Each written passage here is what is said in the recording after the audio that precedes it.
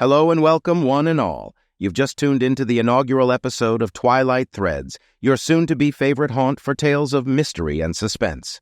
As we unravel our first story together, remember, this is just the beginning of our journey into the enigmatic and the thrilling.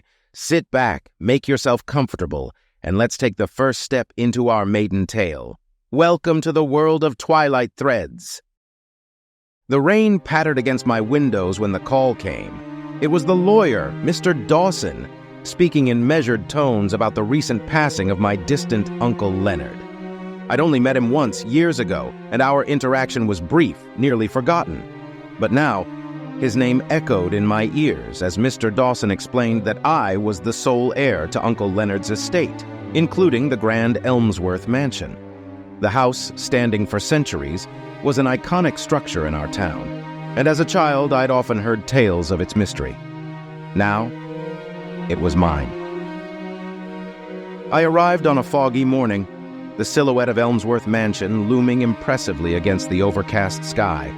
Its tall spires and Gothic architecture promised tales from eras gone by. The town had modernized around it, yet Elmsworth stood defiantly in its antiquity.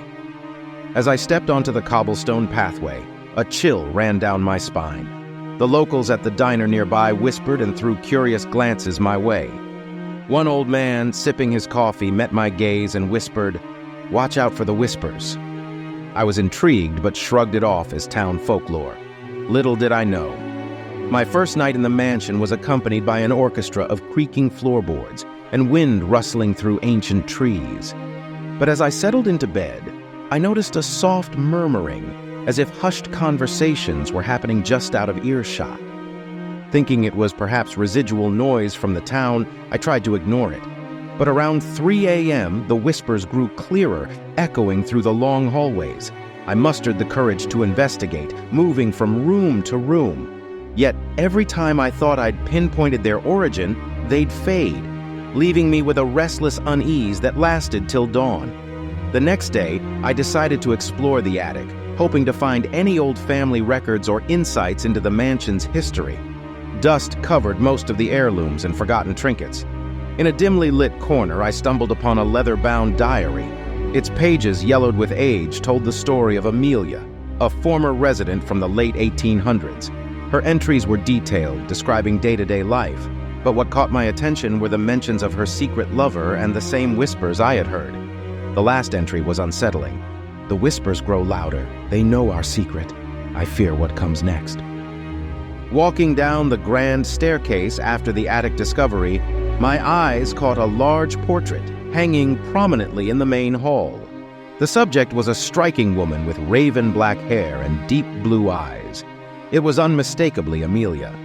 There was an intensity in her gaze, and as I moved around, I couldn't shake off the feeling that her eyes followed me. I remembered hearing tales of such portraits as a child, but experiencing it was an entirely different ordeal. With every step, every turn, Amelia's eyes seemed to plead, to communicate. It felt like she was trying to lead me to a truth hidden deep within the mansion. Late afternoon, as the sun's golden hues painted Elmsworth, there was an unexpected knock. A frail elderly man stood at the door, his eyes bearing years of stories. "I knew Amelia," he said without preamble. Taken aback, I invited him in. As we sat in the drawing room, he introduced himself as Edgar, claiming to be a descendant of Amelia's secret lover. He had come seeking answers about his family's past, having been haunted by the same whispers throughout his life. However, as our conversation deepened, a distant roll of thunder spooked him, and he hurriedly left, leaving behind more questions than answers. Curiosity and Edgar's sudden departure pushed me to explore further. Behind the massive bookshelf in the library, I found a peculiar latch. Pulling it revealed a secret doorway leading me into a room untouched by time. Walls adorned with strange symbols hinted at rituals or ceremonies. At the center stood a stone pedestal with an antique locket.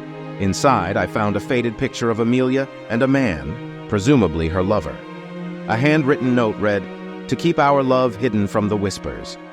The gravity of the room was overwhelming.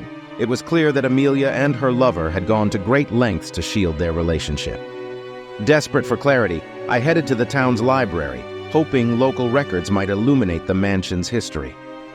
"Miss Clara," The elderly librarian recognized me instantly, having expected a visit from the mansion's new inhabitant.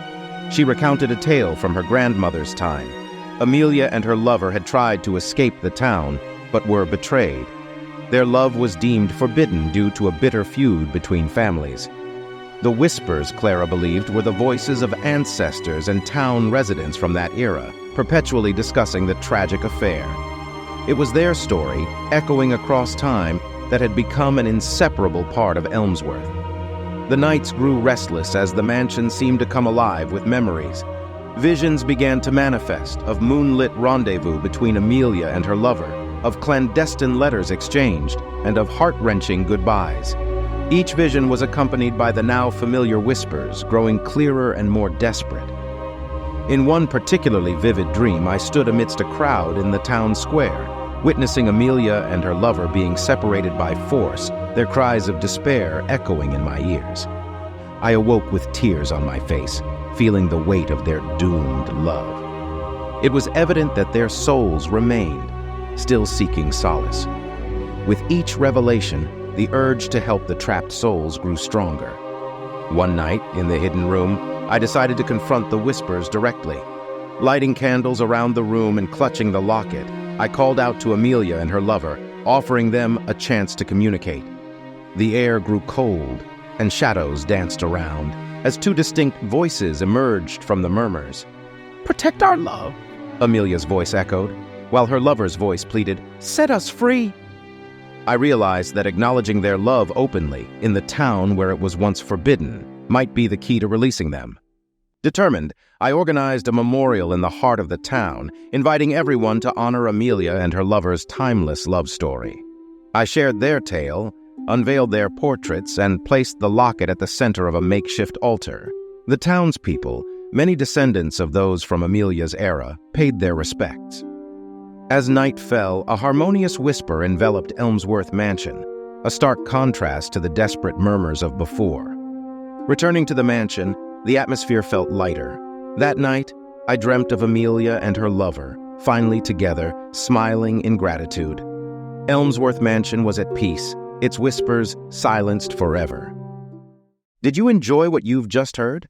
If so, why not share this episode with a friend who you think might love it as much as you did? And remember, there's a super thanks button just waiting for your click. Feel free to tip me according to the value you think this content brings to you. Your support is what fuels this endeavor, making all of this possible. As always, your time and attention are greatly appreciated. I can't wait to welcome you back in the next episode. See you there.